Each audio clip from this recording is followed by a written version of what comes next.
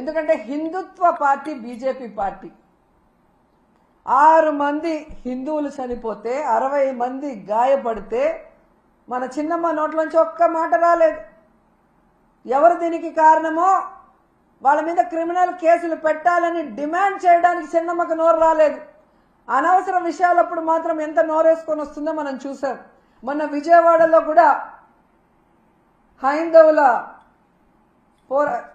హైందవుల meeting ఏదో జరిగింది. అక్కడికి కూడా వెళ్ళి మన చిన్నమ్మ ఏ విధంగా పెద్ద పెద్ద మాటలు మాట్లాడిందో మనం చూసాం. మరి హిందువులు చనిపోతే హిందూ భక్తులకి వాళ్ళ ప్రాణాలకి విలువ లేదా చిన్నమ్మ? పురంధేశ్వరి గారు డిమాండ్ చేయరా?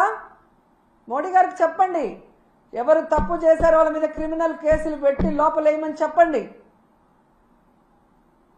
ఇక నీతి మాలిన రాజకీయాలకి తెలుగుదేశం పార్టీలో పరాకాష్ట ఏంటంటే ఎండోమెంట్ మినిస్టర్ చేసిన తప్పుకి క్షమాపణ అడగడు, తనని శిక్షించమని అడగడు. దాన్ని వైఎస్ఆర్సీపీ మీద తోసేయడానికి ఎంత దిగజారిపోవాలో అంత దిగజారిపోయాడో ఆనం రామనారాయణ గారు. జగన్మోహన్ రెడ్డి గారంట చంద్రబాబు నాయుడిని ఈ ప్రభుత్వాన్ని తిట్టడానికి డబ్బులు ఇచ్చాడంట.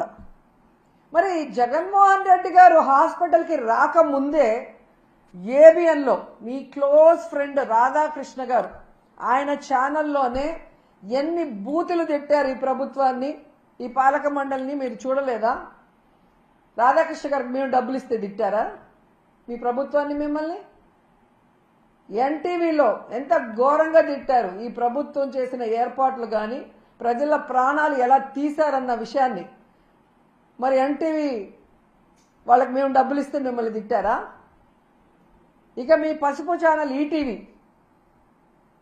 మరి రామోజీ గారి అబ్బాయి కూడా ఈరోజు ఈ ఎండోమెంట్ పాలక మండలి అలాగే ఈ ప్రభుత్వం వల్ల భక్తులు ఎంత నరకయాతన పడ్డారో కళ్ళారా కనిపించేలాగా చూపించారు కదా. వాళ్ళు కూడా మా దగ్గర డబ్బులు తీసుకొని మిమ్మల్ని తిట్టారా? పవన్ కళ్యాణ్ గారు నిన్న పిఠాపురంలో చెప్పారు కదా,